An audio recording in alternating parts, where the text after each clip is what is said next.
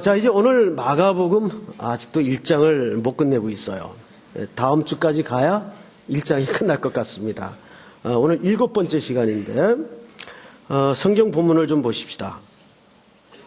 32절을 볼까요? 32절. 지난번까지는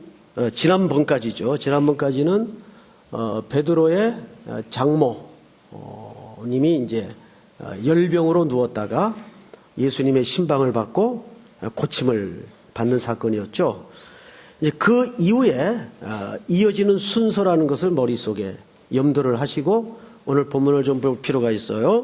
32절 보시면 저물어 해질 때에 모든 병자와 귀신 들린 자를 예수께 데려오니. 자, 굉장히 문장 자체는 평범해 보입니다. 그런데 제가 이제 이런 성경을 이제 연구하고 공부하고 설교를 준비하면서 읽을 때마다 참 이 성경의 깊이에 늘 좌절에 부딪혀요. 도대체 성경의 깊이의 끝은 어디일까 할 정도로 이 평범해 보이는 문장과 단어의 연결 속에 우리 성도들에게 하나님이 하시고 싶은 깊은 말씀이 너무 많이 녹아져 있습니다. 오늘 이 본문에도 보면 때를 정확히 설명했죠. 저물어 언제입니까? 해질 때에, 저물어 해질 때에. 그런데 여러분, 히브리인들의 하루의 시작은 저물어 해질 때에 시작을 합니다. 그러면 명암으로는 이게 환할 때입니까? 어두울 때입니까? 어두울 때죠. 여기에 히브리인들의 독특한 시간 개념이 감춰져 있습니다. 우리 우선 창세기 1장 5절을 잠깐 볼까요? 창세기 1장 5절.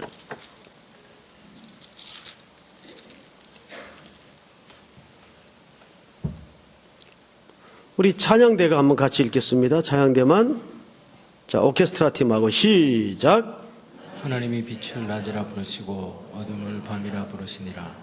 저녁이 되고 아침이 되니 이는 첫째 날이니라.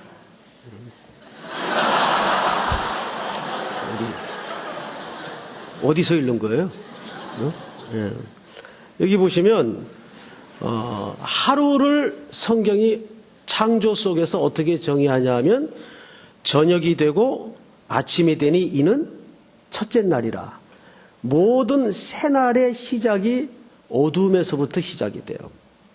자, 여기에는 어떤 영적인 의미가 있는가 하면 하나님의 새날은 어둠을 걷어내는 데서부터 시작이 됩니다. 그래서 히브리인들의 하루의 시작은 어둠에서부터 시작이 돼요. 그리고 새벽으로, 아침으로 향하여 끝이 나죠. 이게 하나님의 사랑받는 백성들의 운명적 시간이에요. 여기에는 아주 굵은 메시지가 있어요. 그래서 그리스도인들의 삶은 갈수록 영육간에 좋아지게 되어 있습니다. 지금 당장은 우리에게 그러한 그림이 눈꽃만큼도 비춰지지 않고 보여지지 않아도 그리스도인들의 삶은 갈수록 새벽을 향하고 아침을 맞게 되어 있습니다. 믿습니까? 그것이 성경에서 말하는 새날의 정의예요. 자, 오늘 마가복음 1장을 다시 보세요. 오늘 본문을 좀 볼까요? 저물어 해질 때에 모든 병자와 귀신 들린 자를 예수께 데려오니 이렇게 되어 있습니다. 저물어 해질 때면 사실상 오늘 마가복음 1장의 흐름과 순서상 무슨 날이 끝나는 시간이었습니까? 안식일이 끝나는 시간이었어요. 그리고 앞서 시몬의 장모를 고친 사건이나 회당에서 귀신을 내어 쫓은 모든 사건들이 실질적으로 안식일의 주인이신 예수 그리스도께서 어느 날 행하신 기적입니까? 안식일 날 행하신 기적이에요. 안식일 날은 그렇게 어둠의 권세 밑에 억압받고 세속의 슬픔에 묶여있던 자들을 자유케 하고 일으키는 시간입니다. 예수님은 안식일 날 일부러 그 일을 하셨어요. 왜? 불행하게도 그 당시 사람들은 안식일의 의미를 제대로 이해하고 파악하지 못한 채 안식일에는 날 자체에 묶이고 붙들려서 안식일 날 아무것도 할 수 없는 613가지의 법조항을 만들어 놓고 사람들을 짓눌렀습니다. 그래서 정말 안식일이 축제요 생명의 날이 아니라 힘들고 지치고 부담되는 날이었어요. 생명의 날이 아니었어요. 이 안식일이 끝나자 누구를 데리고 오죠? 귀신 들리고 병든 자를 그리스도께로 데리고 옵니다. 그럼 아직도 이 사람들은 안식일에 묶여 있다는 얘기입니까? 안식일로부터 자유했다는 얘기입니까? 아직도 묶여 있다는 얘기예요. 깜짝 놀랄 만한 것은 오늘날 예수 믿는 사람들 가운데도 손 없는 날을 찾아서 이사를 가는 확률이 프로테지가 굉장히 높다는 것이 목회와 신학이라는 저널에서 소개된 바 있어요. 전보로 다니는 사람들도 그리스도인들 가운데 20% 이상이 되고 놀랄만한 통계예요. 그 중에는 알만한 교회 중직자들도 많고 3일교회 중직자는 모르겠어요. 손 없는 날이 뭡니까? 손 없는 날은 그게 사실은 삼국시대 불교에서 유래된 그 귀신의 날입니다. 그날은 음력으로 치면 구자하고 영자, 끝살이 구자하고 영자가 들어간 날, 손 없는 날입니다. 그 날만 귀신이 돌아다니면서 장난을 못하고 방해를 못한다 그래요. 그리고 1, 2가 들어가는 날은 귀신이 동쪽으로 돌아다니고 3, 4가 들어가는 날은 귀신이 서쪽으로 돌아다니고 남쪽으로 돌아다니고 그 다음에 5, 6이 들어간 날은 서쪽으로 돌아다니고 7, 8이 들어간 날은 북쪽으로 귀신이 돌아다닌다는 거예요. 그래서 그 나머지 수인 9하고 0이 들어간 날은 귀신이 안식을 한다는 거예요. 쉬는 날이기 때문에 음력으로 계산을 해서 9자하고 0자가 들어간 날을 손 없는 날이라고 사람들이 그날을 일부러 택해서 이사를 다니고 무슨 일을 하고 한다는 거예요. 이게 세상 사람들이 뭔가에 두렵기 때문에.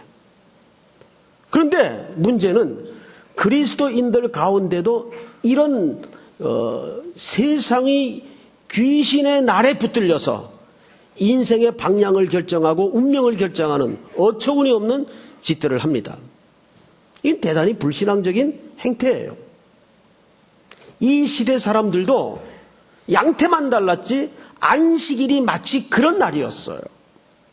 이들에게는 손 없는 날 같은 개념밖에는 그 이상도 그 이하도 아니었어요.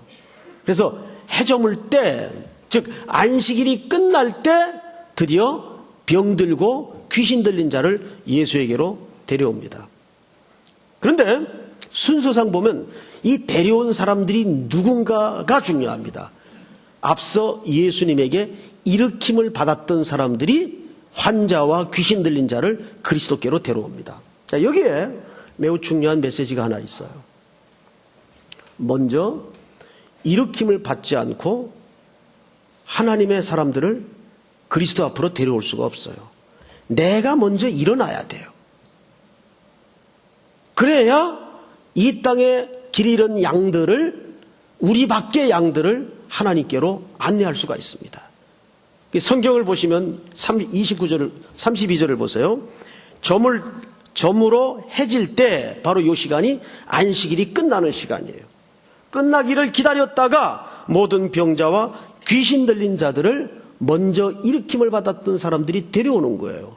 그런데 문제는 그들이 자유함을 얻고 치유함을 입었는데도 불구하고 아직 무엇에 붙들려 있는가 하면 날에 붙들려 있어요. 율례와 규례와 규범에 붙들려 있다는 얘기예요.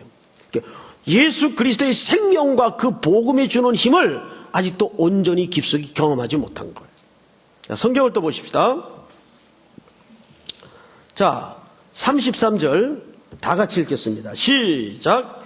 온 동네가 그 문 앞에 모였더라. 여러분, 동네가 모일 수가 있어요? 여기 정확히 말하려면 뭐라 그래야 돼요? 온 동네? 그렇죠. 원래는 온 동네 사람이라고 해야 맞습니다. 그런데 성경 기자가 그걸 빼먹었나? 아니면 어떤 의도를 가지고 이렇게 썼나? 그게 중요하겠죠. 원래 직역을 하면 온 동네 사람들이 모였다고 해야 됩니다. 그런데 실수한 건 아니에요. 어떤 기록의 문학적 의도를 가지고 온 동네라고 의역을 했습니다. 그런데 이 번역이 맞아요. 우리 한글 번역이 굉장히 잘 된 번역이에요. 근데 예를 들면 다른 번역서에는 그걸 또 제대로 번역을 한다고 온 동네 사람들이라고 써버렸어요. 그래서 여기서 말하고자 하는 의도를 그만 다 묻어버리고 말았어요. 그러면 우리가 조금 한 걸음 깊이 들어가서 온 동네가 모였다라는 말이 무슨 말일까? 자, 우선 동네는 우리 일상의 어떤 현장입니까? 동네는 이런 곳이죠. 첫째, 동네라는 것은 이미 관습이 녹아져 있어요. 그렇죠? 관습이 있고 이미 길이 있고 나름대로 제도가 있고 그 동네 문화가 있고 또 동리 사람들의 삶의 뿌리가 있는 곳, 거기가 동네예요. 맞죠? 근데 그 동네는 병이 들었어요. 그래서 여기 동네 사람이라고 말하지 않고 동네라고 말한 것은 무엇과 대비시키기 위해서 이런 문학적 기법을 쓴 겁니다. 무엇과 대비시키고 싶었을까요? 광야입니다. 예수님은 동네에 가셨다가 또 퇴각을 하셔서 자주 어디로 가시죠? 오늘 본문에도 나옵니다. 어디로 가셨습니까? 광야로 나가셔요. 그래서 여기 보세요. 광야와 동네는 이 본문 속에서는 적어도 극적인 대조법으로 구분되어 기록이 된 겁니다. 자, 그렇다면 동네의 반대인 광야는 문화도 없고 더더군다나 길도 없고 사람들의 관습도 없고 사람들의 삶에 뿌리 내리는 현장도 더더욱 아니고 광야는 말 그대로 세기를 내야 되는 곳이에요. 그래서 예수님이 동네에 들어가서 사역하시다가 퇴각하셔서 광야로 가셨다는 말의 의미는 개인적인 경건을 위한 의미도 있겠으나 이런 사람들의 문화와 병든 곳이 녹아진 삶의 현장을 대조시키기 위해서 광야로 가셨는데 그 광야는 적어도 예수님에겐 어떤 현장입니까? 고단한 현장이요, 고난이 기다리는 현장이요, 시험의 현장이요, 세기를 내야 되는 현장입니다. 그렇게 오늘 여기 등장하는 동네는 철저히 인간의 관습과 제도와 규범에 짓눌려서 병든 현장으로 대비되고 있습니다. 성경을 보십시다. 몇 절을 보시냐면 34절 다 같이 읽겠습니다. 시작. 예수께서 각종 병이든 많은 사람을 고치시며 많은 귀신을 내쫓으시되 귀신이 자기를 알므로 그 말하는 것을 허락하지 아니하시니라. 아멘. 오늘 34절은 이제 마가복음에 자주 등장하는 표현이에요.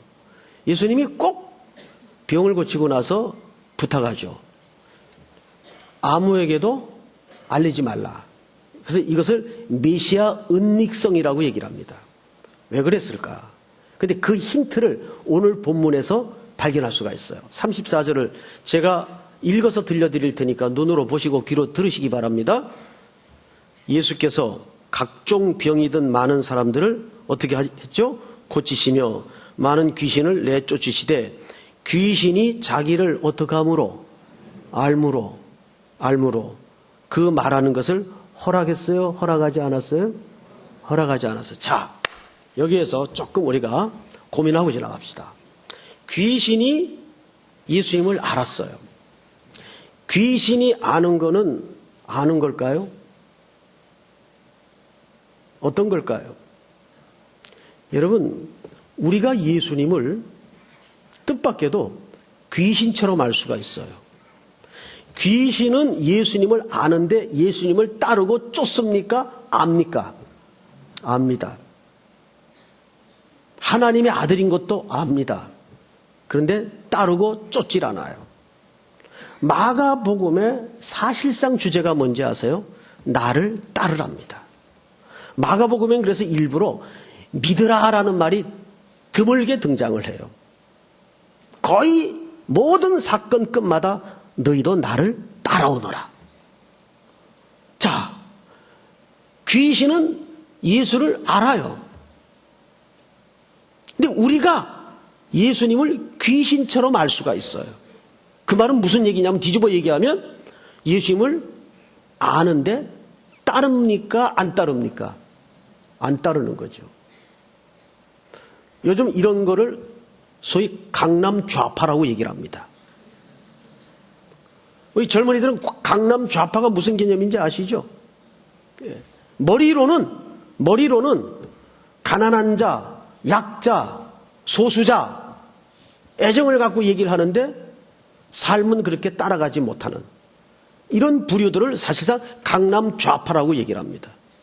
신앙의 좌파죠. 그런 식으로 논리로 따지자면 귀신은 알아요. 그런데 따르지 못합니다. 우리 신앙인들 가운데 이런 균형을 잃어버린 고백자가 많다는 거죠. 이걸 보통 우리는 명분론자들이라 그러죠. 신앙의 명분론자들.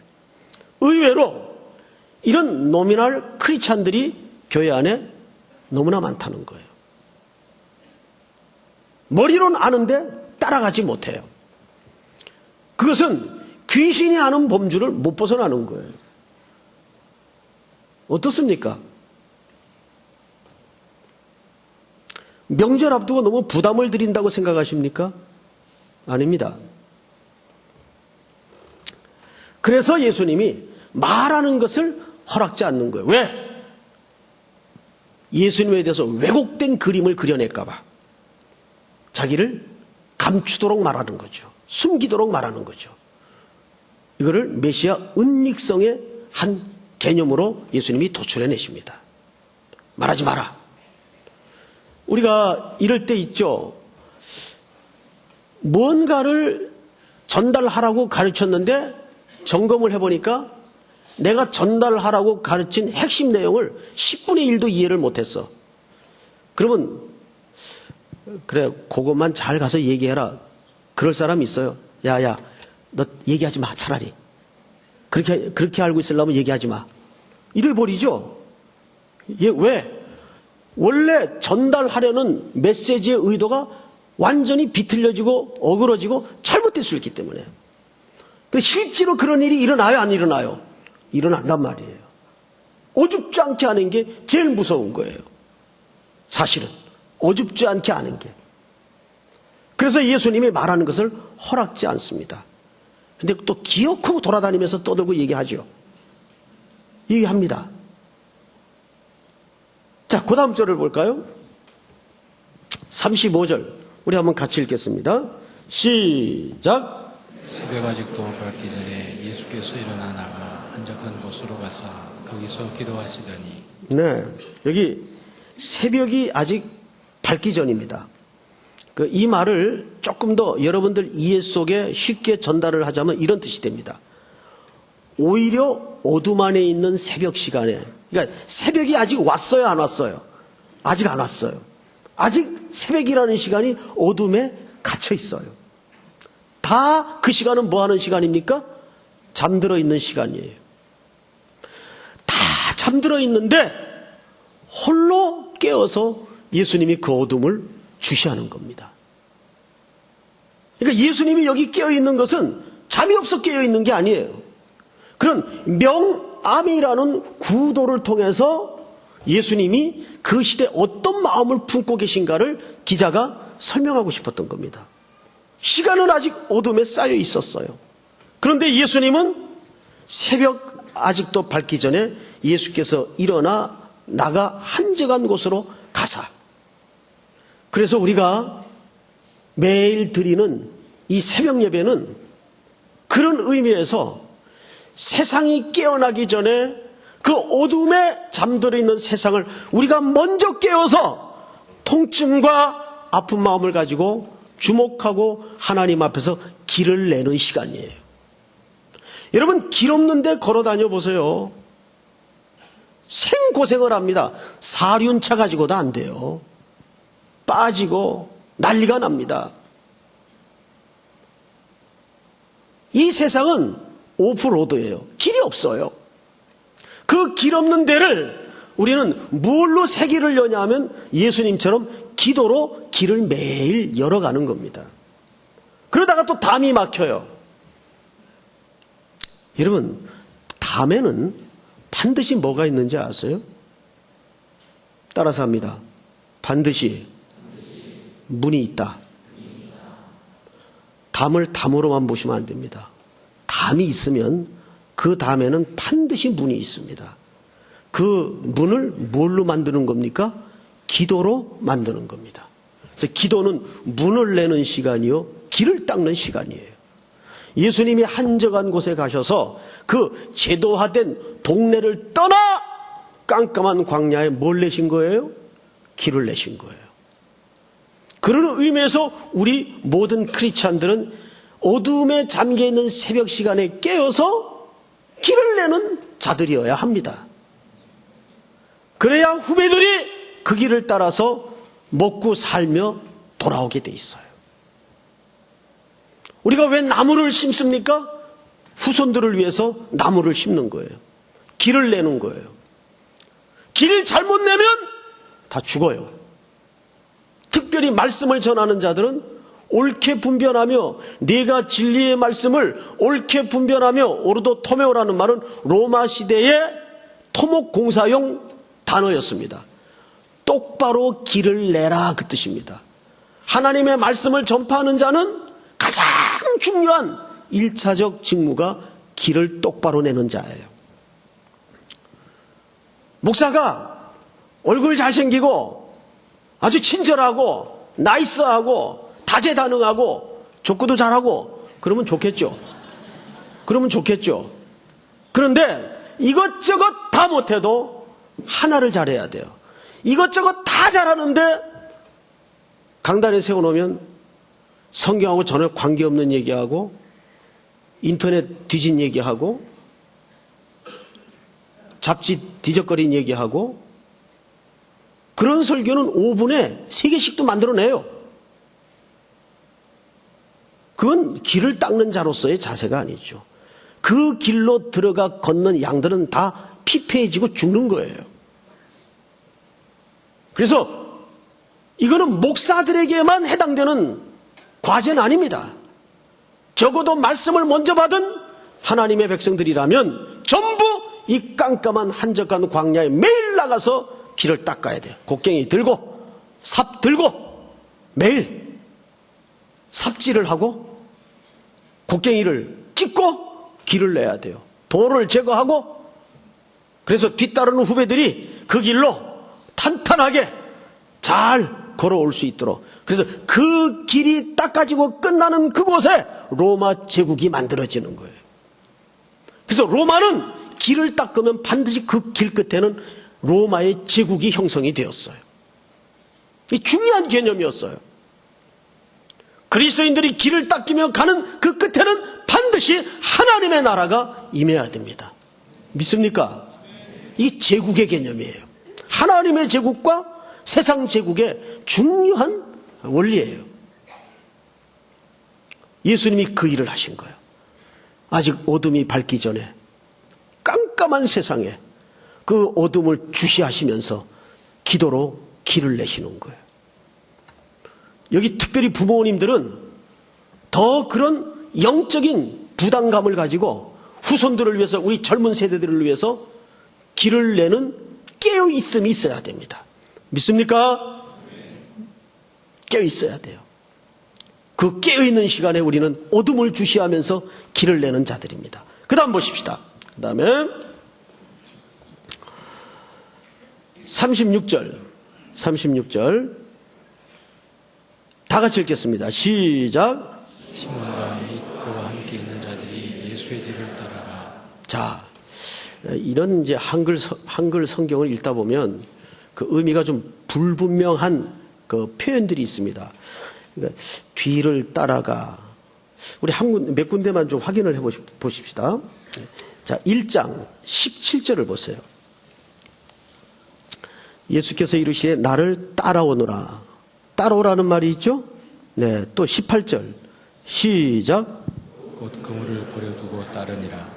그러면 따라오라, 따르니라 라는 표현과 오늘 36절에 뒤를 따라가 이 말이 같은 개념인 것처럼 착각을 할 수가 있습니다. 그런데 이 세 문장은 다 달라요. 우선 앞에 17절, 18절은 큰 범주 안에서는 같은 개념인데 36절에 뒤를 따라가라는 말과는 달라요. 이 뒤를 따라가다라는 말은 이렇게 번역을 할 수가 있습니다.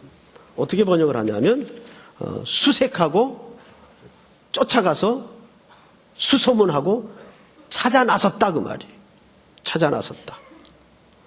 여러분 그 다윗이 엔게디 광야에서 방황할 때 계속 다윗의 생명을 누가 수색했습니까? 사울이 쫓아다녔어요. 여러분 사람이 죽이려고 쫓아다니는 것만큼 정말 최고의 스트레스가 없어요. 끔찍해요.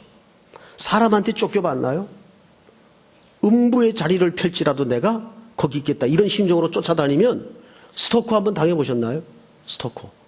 저는 스토커를 몇 번 당한 적이 있어요. 실제. 제가 유명해서가 아니라 조금, 이렇게 의학적으로 문제가 있는 형제인데 그래서 가끔 우리 목사님들이 이제 제 주변을 좀 이렇게 따라다니는 경우가 있어요. 3.1교회 와서도 그걸 제가 몇 번 아주 위험할 정도로 겪었던 적이 있습니다. 저희 집 전화번호도 다 바꿨어요. 1시고 2시고 전화를 하니까 견딜 수가 없는 거예요. 그게 다 바꿨어요. 흉기를 들고 막 쫓아다니고 이러니까. 한 분은 저 장로님들 옆에 서가지고 인사를 하고 있는데 어느 청년이 확 저를 밀쳐가지고 계단 아래로 고꾸라질 뻔했어요. 고꾸라질 뻔했어요. 제가 워낙 또 운동신경이 날쌔니까 안 넘어졌지 곤두박질 할 뻔했습니다. 지난주엔 또 우리 딸내미가 거기서 장로님들한테 인사하다가 아주 만민이 보는 앞에서 넘어져가지고 무릎을 조금 다쳤어요. 금 가고 그 정도밖에 안 됐어요. 왜 그 얘기를 했죠 지금? 어쨌든 그렇게 쫓아다니면 늘 이 신경이 있어요. 그 엄청난 스트레스예요. 근데 지금 여기서 제자들이 뒤따르니라 이 말은 수색하고 찾아다니고 찾아냈다 그 말이에요. 왜 그런 것 같아요? 여러분 상식에 왜 그랬을 것 같아요? 자기의 이익을 쫓아서. 오늘날에도 그런 아류와 부류의 사람들이 너무나 많아요. 예수님을 막 열광하면서 쫓아다녀요. 그런데 대화를 나누고 신앙의 속내를 들여다보면 다 자기 이익을 위해서 쫓아다니는 거예요. 침 한번 발라보면 다 나와요. 이거 그런 의미입니다. 그래서 여기서 말하는 뒤따르니라 라는 말은 그렇게 썩 긍정적인 표현이 아니에요. 부정적인 표현이에요. 볼까요? 37절. 만나서 이르되 모든 사람이 주를 찾나이다. 모든 사람이 주를 찾아요. 여러분들은 주를 왜 찾습니까? 38절 같이 읽습니다. 시작. 이르시되 우리가 다른 가까운 마을들로 가자. 거기서도 전도하리니 내가 이를 위하여 왔노라 하시고. 예수님의 그 찾는다는 뉘앙스의 반응은 어떻습니까? 우리가 무슨 마을로 가자? 다른 마을로 가자. 예수님은 인기에 편성하지 않았어요. 사람들의 박수갈채에 흔들리지 않았어요. 인기라는 거는 정말 거품 같은 겁니다. 사람의 박수, 그거 정말 아무것도 아닙니다. 거기에 속지 마세요. 누가 여러분들을 격려하고 칭찬하거든 위험하다는 생각을 하십시오. 예수님은 항상 이 부분에서 실수하지 않으셨어요. 평생 얼마나 많은 관중이 그를 쫓아다니며 열광했습니까? 스타가 되었죠. 그런데 예수님은 스스로 그 스타의 자리를 그때마다 비껴갔습니다. 조용히 사라지셨어요. 조용히 빠지셨어요. 그래서 예수님을 이렇게 성경은 표현했습니다. 몇 절을 보시냐면 우리가 다른 가까운 마을로 어떻게? 가자라는 말이 놀랍게도 군대들이 싸울 때 퇴각한다라는 용어예요. 퇴각해버려요. 숨어버려요. 여러분, 관중들의 환호가 있고 박수가 있을 때 잘 숨으십시오. 거기에 얼굴 빨개져가지고 같이 널뛰지 마시고 잘 숨어야 됩니다. 여기서 다른 마을로 가자라는 말은 그냥 걸어가자, 저쪽으로 가자, 방향과 동사적 개념이 아니라 이 말은 퇴각하자. 여기는 더 이상 내가 머물 자리가 아니다. 왜? 수많은 독립 사람들이 병 고침받았다는 소문에 소문을 꼬리를 물고 들으면서 자기의 이익과 편리를 찾아 예수님을 찾아내려고 수색하기 시작했습니다. 각자 자기 렌즈를 끼고 자기 이익을 쫓아서. 그러자 예수님이 단호하게 다른 마을로 가자. 이거는 일정 분의 선을 그어버리는 단호한 예수님의 의지를 천명하는 발언이에요. 다른 마을로 가자. 이 분위기는 내가 있을 자리가 아니다. 근데 이게 어려워요. 말은 쉬운데 이렇게 선을 긋는 게 어려워요. 정말 어려워요. 여러분, 박수 쳐가지고 싫어하는 사람 있어요? 없어요. 다 좋아하지. 그때마다 거울을 보고 세차게 자기 머리를 흔들어야 돼요. 이건 아니다. 이건 유혹이다. 특별히 그리스도인들은 그런 순간에 영광이 자기에게로 돌아옵니다. 주님께, 하나님께 돌려야 될 영광이 자기에게로 돌아와요. 이 무서운 죄악에 스스로도 모르게 빠져버리는 거예요. 위험해요. 영적인 공동체는 모든 영광은 주께만. 믿습니까? 우리 남편, 우리 아들, 우리 마누라. 속으로 하세요, 속으로. 내놓고 하지 마시고. 이상한 거는 막 사람의 너무 목을 매 있으면 하나님이 그 사람을 슬그머니 치워버려요. 이건 정말입니다. 정말입니다. 그래서 주님께 영광을 돌리는 문제와 주님을 사랑하는 문제는 칼로 선을 긋듯 정확해야 됩니다. 육정이 붙들려서는 안 돼요. 이거는 현실이에요. 매일 우리의 삶에 교묘하게 파고드는 유혹들입니다. 믿습니까? 자, 마지막으로 성경을 보십시다. 38절 이르되 우리가 다른 가까운 마을로 가자. 거기서도 뭐 하리니? 전도하리니 내가 이를 위하여 왔노라. 할렐루야.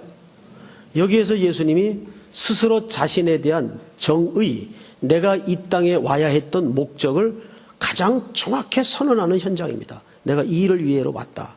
전도하러 왔다.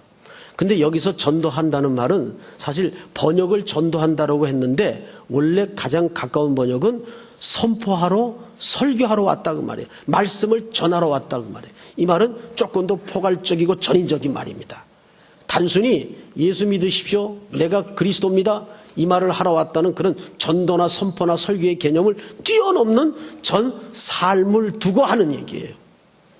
여러분, 선포는, 선교는, 전도는 전 인생을 걸고 하는 겁니다. 내 전 존재가 하나님의 선포요 메시지가 돼야 되는 거예요. 믿습니까? 이번 명절은 어쩌면 그 시험대일 수도 있습니다. 정말 내가 믿지 않는 불신 친인척 가운데 메시지가 되고 있는가? 설교로서 살고 있는가? 전도로서 살고 있는가? 삶과 존재를 얘기하는 거예요. 내가 이 일을 위해서 왔다. 그래서 마가복음의 가장 중요한 부분은 본으로서의 삶입니다. 마가복음 10장 45절 마지막으로 다 같이 한번 읽고 말씀을 마치도록 하겠습니다. 10장 45절 다 같이 읽겠습니다. 시작. 인자가 온 것은 섬김을 받으려 함이 아니라 도리어 섬기려 하고 자기 목숨을 많은 사람의 대속물로 주려 함이니라. 아멘. 오늘 이 예수 삼위를 쭉 자세히 읽다가 그 뒤에 보면 우리 정재기 집사님이 재정에 관한 칼럼을 하나 쓰셨는데 글이 아주 좋아요. 근데 내용보다도 저는 이 제목이 참 눈에 띄었어요. 측정할 수 없는 것은 관리할 수 없다. 참 맞는 얘기예요. 우리가 말씀을 실현하고 순종하는 것은 측정 가능한 계획이 있어야 돼요. 자, 오늘도 낮에 말씀을 들었어요. 그리고 저녁에도 말씀을 들었어요. 그리고 예수 삼일의 주보에 지난 말씀이 또 썸머리 돼서 다 나와요. 그러면 우리가 성장을 하고 성숙을 할 때는 어떻게 그것이 가능해야 되냐면 매주 하나씩 실천 과제를 말씀을 들으면서 마음속에 결심을 해야 됩니다. 아멘. 그래서 그 말씀이 측정 가능하게끔 해야 돼요. 믿습니까? 그래야 내가 눈금을 가지고 성장을 할 수가 있는 겁니다. 안 그러면 이게 기독교의 진리가 그냥 관념으로 자리 잡아요. 그래서 명분론자가 된다고요. 아멘. 그래서 마가복음의 전체 주제가 뭐냐면 따라오너라.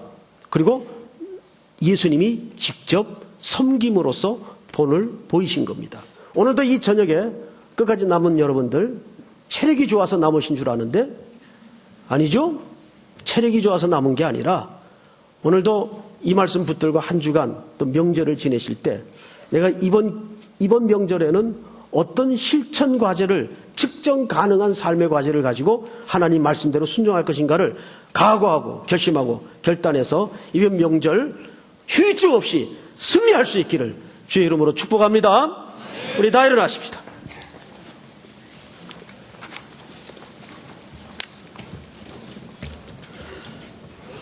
우리 찬양합니다.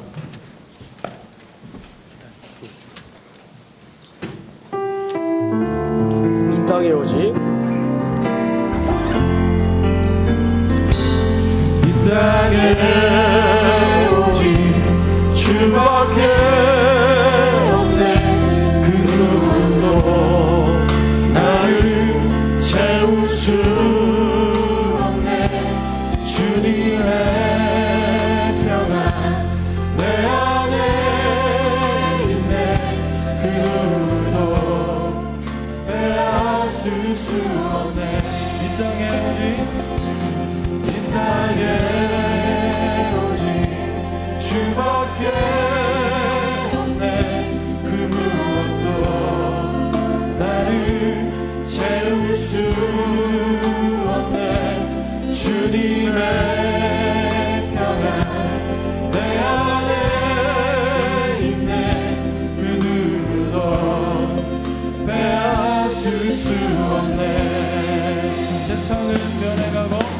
세상은 변해가고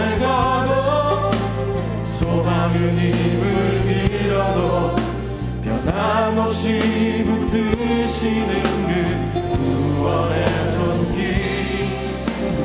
폭풍이 몰려와도 두려움 물러가네.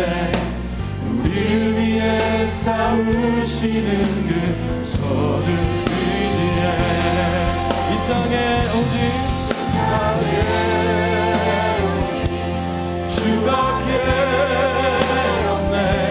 그 무엇도 나를 채울 수 없네. 주님의 평안 내 안에 있네. 그 누구도 빼앗을 이 세상 어디에서 세상 어디에서 평안을 찾을 수 있나. 목숨까지 내어주신 그 깊은 사랑을 네가 바래왔고 꿈꾸어왔던 미래가 그 한없는 사랑 안에서 열리고 있네. 땅에 오직 우리 두 손 높이 들고 땅에 오직 주밖에 없네. 그 무엇도 나를 채울 수 없네. 주님의 평안 내 안에 있네. 그 누구도 자, 우리 마지막 한 번 더 선포합시다. 이 땅에 오직 주밖에 없네. 그 무엇도 나를 채울 수 없네. 주님의 평안 내 안에 있네. 그 누구도 빼앗을 수 없네. 사랑하는 성도 여러분, 자리에 서서 우리 조용히 눈을 감고 우리 이제 삶의 예배로 떠나기 전 우리 세 가지를 함께 기도했으면 합니다. 오늘도 이 강단에서 외쳐지고 선포되었던 그 말씀이 그냥 허공을 치는 말씀이 되지 않도록 도우시고 하나하나 우리의 삶 속에 실현되고 구체적으로 적용되어지고 순종되어지는 말씀이 될 수 있도록 도와주시옵소서. 또 이번 한 주간은 명절날 오랜만에 친인척들, 부모님들을 찾아보게 됩니다. 이번 기회에 믿지 않는 부모들에게 최고의 선물 예수 그리스도를 증거할 수 있는 선포의 기회가 되도록 은혜를 주시옵소서. 예수 믿는 사람의 인생의 본분은 전도하는 겁니다. 전해야 됩니다. 최고의 효도는 예수 믿게 하는 겁니다. 부모님에게 영원한 삶을 소개하는 일입니다. 믿습니까? 이 일을 위해서 기도해 주세요. 남은 대만 선교, 그리고 군선교, 수도권 선교, 그리고 캄보디아, 미얀마, 이 모든 일정 아직 끝나지 않았습니다. 우리가 한 두 텀을 쉬지만 이 모든 일정이 마쳐질 때까지 잘 준비되어 온 땅에 그리스도의 복음의 깃발이 승리롭게 펄럭일 수 있도록 은혜를 주시옵소서. 우리 힘을 내서 마지막으로 주여 부른 다음에 기도합니다. 주여!